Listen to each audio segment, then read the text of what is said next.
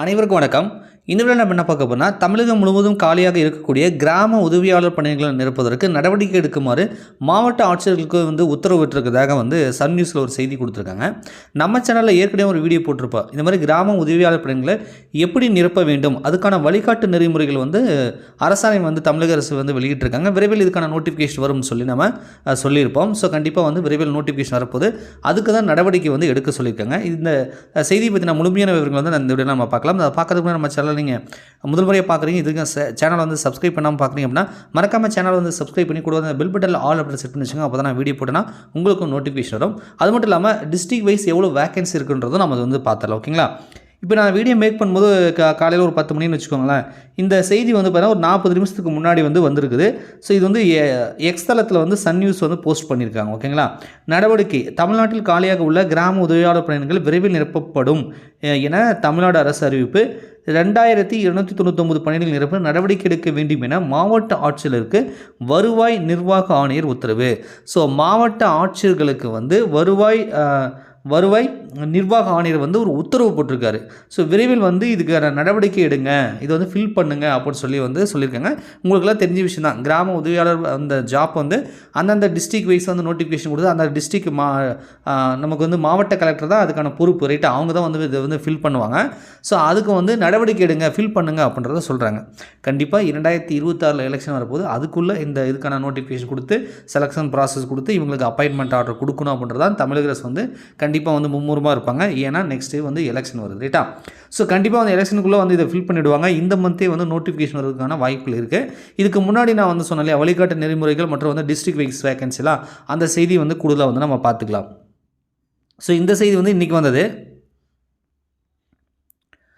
So June மாதம் 4ஆம் தேதி ஒரு செய்தியை பார்த்தோம் இல்லையா, அது 4/6/2025 அரசாணை வந்திருக்குன்னு சொல்லி கிராம உதவியாளர் பணியிடங்களை நிரப்புவதற்கான வழிகாட்டு நெறிமுறைகள். மொத்தம் 100 மார்க் அவங்களுக்கு கொடுக்கணும்.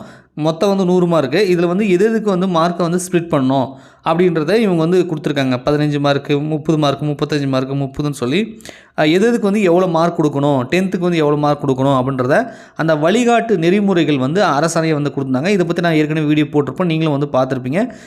ஜூன் மாதம் 4ஆம் தேதி 2025 இப்போ வந்தது தான் இந்த வழிகாட்டு நெறிமுறைகள். ரைட்டா?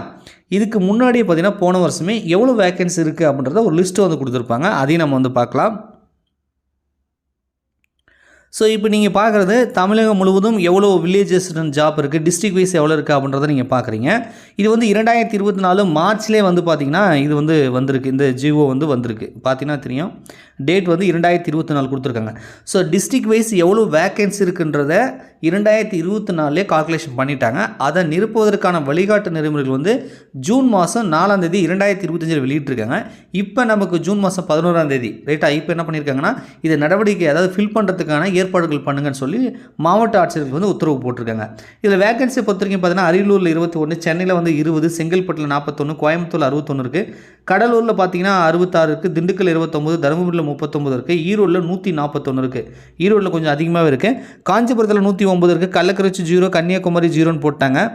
அதுக்கப்புறம் கரூர் 27, கிருஷ்ணகிரி 33, மதுரை 155, மயிலாடுதுறை 13, நாகப்பட்டினம் 5, நாமக்கல் 68, பெரம்பலூர் 21, புதுக்கோட்டை 27, ராமநாதபுரம் 29, ராணிப்பேட்டை 43, சேலம் 105 இருக்குது, சிவகங்கை 46, தஞ்சாவூர் 305 இருக்குதுலே. தஞ்சாவூர் தான் 300க்கு மேலே வேக்கன்சி இருக்குது.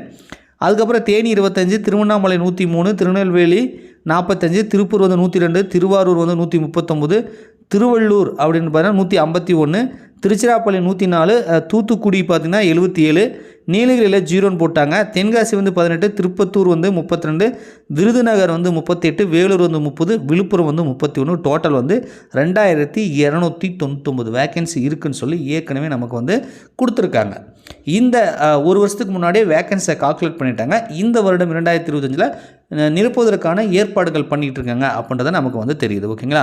ஸோ விரைவில் இந்த ஜூன் அல்லது ஜூலைக்குள்ளே நோட்டிஃபிகேஷன் முறையாக டிஸ்ட்ரிக்ட் நம்ம ஒவ்வொரு மாவட்டத்துக்கும் பார்த்திங்கன்னா அஃபீஷியல் வெப்சைட் இருக்கும் இல்லையா, அதில் நோட்டிஃபிகேஷன் கொடுப்பாங்க. அதே மாதிரி அந்தந்த டிஸ்ட்ரிக்ட் லோக்கல் செய்தித்தாள்களுமே பார்த்திங்கன்னா அட்வர்டைஸ்மெண்ட் மாதிரி கிராம உதவியாளர் பணிகள் நிரப்ப போகிறாங்க அப்படின்னு சொல்லி அதுக்கான ஏஜ் லிமிட் என்ன, எப்படி ஃபில் பண்ணணும், அதுக்கான விண்ணப்பங்களை வரவேற்கிறதுக்கான விளம்பரங்கள் கண்டிப்பாக கொடுப்பாங்க அப்படின்னு சொல்லி நம்ம எதிர்பார்க்கலாம்.